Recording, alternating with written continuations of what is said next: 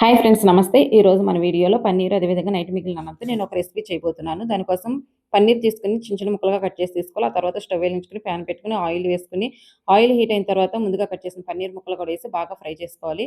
మీరు మీకు నచ్చినట్టుగా ఫ్రై చేసుకోండి. ఫ్రై చేసుకున్న తర్వాత ముక్కలు పక్కన పెట్టుకుని అదే ప్యాన్లో ఒక ఉల్లిపాయ, ఒక టమాటో, అదేవిధంగా 2 యాలకులు, 4 లవంగాలు, చిన్న దాల్చిన చెక్క వేసి ఫ్రై చేసుకుని వాటన్నిటిని మెత్తగా మిక్సీ పట్టుకోవాలి.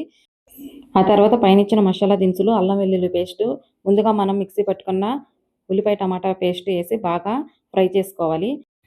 ఆ తర్వాత ఉప్పు, కారము, పెరుగు వేసి పచ్చివాసన పోయే వరకు బాగా కలుపుతూ ఫ్రై చేసుకోవాలి. ఆ తర్వాత గరం మసాలా, ధనియాల పొడి, ముందుగా వేయించుకున్న పన్నీర్ ముక్కలు వేసి ఒకసారి బాగా కలుపుకొని తర్వాత రైస్ కూడా వేసి ఇంకొకసారి బాగా మిక్స్ చేసుకుని మూత పెట్టుకుని 2-3 నిమిషాలు లో ఫ్లేమ్లో కుక్ చేసుకోవాలి. లాస్ట్లో కొద్దిగా కొత్తిమీర వేసుకుని ఒకసారి కలుపుకొని సర్వ్ చేసుకుంటే సరిపోతుంది. అంతే, నైట్ మిగిలిన అన్నంతో బిర్యానీ టేస్ట్ రైస్ చాలా బాగుంటుంది. ఈ వీడియో మీకు నచ్చితే లైక్ చేసి సబ్స్క్రైబ్ చేసుకోండి.